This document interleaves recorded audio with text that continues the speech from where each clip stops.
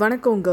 இந்த நாள் இனிய நாளாக அமையட்டும். லாஸ்ட் வீடியோவோட கண்டினியூட்டி தாங்க இது. இந்த அகலமான பாத்திரத்தில் ஊற்றி வச்சுருந்தோங்களா, அப்போ எவ்வளோ எடுக்கிறோன்னே தெரிய மாட்டேங்குது அப்படிங்கிறதுக்காக குல்ஃபி மோல்லையே ஊற்றி செட் பண்ணிட்டாங்க. இன்றைக்கி ஒரு ப்ரௌனி ஆர்டர் இருந்துச்சுங்க, அதைத்தான் செஞ்சுட்ருக்கேன். அவங்க ஹஸ்பண்ட்க்கு பர்த்டேங்கிறதுக்காக ப்ரௌனி ஆர்டர் பண்ணியிருந்தாங்கங்க. டெக்கரேஷனுக்காக தான் நான் மில்க் சாக்லேட்டை மெல்ட் பண்ணி அதில் வேஃபர்ஸை டிப் பண்ணி எடுத்து ஃப்ரீஸ் பண்ணி எடுத்தோன்னா இந்த சாக்லேட்ஸ் ரெடி ஆகிடுங்க.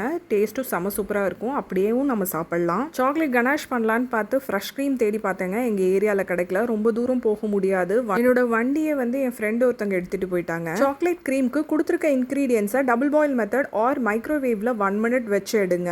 எடுத்து நல்லா விஸ்க் வச்சு கலந்து ஃப்ரிட்ஜில் 20 minutes வச்சு எடுத்தீங்கன்னா சாக்லேட் கனாஷ் ரெடி ஆகிடுங்க. நீங்கள் நம்ம ப்ரௌனி பேக் மட்டும்தாங்க பண்ணி கொடுக்குறோம். இந்த டெக்கரேஷன்லாம் பண்ணுறது கிடையாது. பட் இவங்க என் ஃப்ரெண்டோட ஃப்ரெண்டு அவங்க ஹஸ்பண்ட்காக ஆர்டர் பண்ணும்போதே இது சும்மா ஜஸ்ட் டெக்கரேட் பண்ணி தர முடியுமா அப்படின்னு கேட்டிருந்தாங்க. அது மட்டும் இல்லாமல் முன்னாடியே 1 kg ப்ரௌனியும் ஆர்டர் பண்ணியிருந்தாங்க. டேஸ்ட் ரொம்ப நல்லா இருக்குன்னு காம்ப்ளிமெண்ட்டும் கொடுத்துருந்தாங்க. ரொம்ப சந்தோஷமாக இருந்துச்சு. நம்ம பண்ணுற விஷயம் சின்னதாக இருக்கலாம், அதுக்கு உண்டான அப்ரிஷியேஷன் கொடுக்கும்போது அதுக்கு உண்டான சந்தோஷம் அளவே இல்லைங்க. நீங்களும் இந்த மாதிரி சின்ன சின்ன சந்தோஷத்தை கடந்து வந்திருப்பீங்க. அதை கமெண்ட்ஸில் போடுங்க.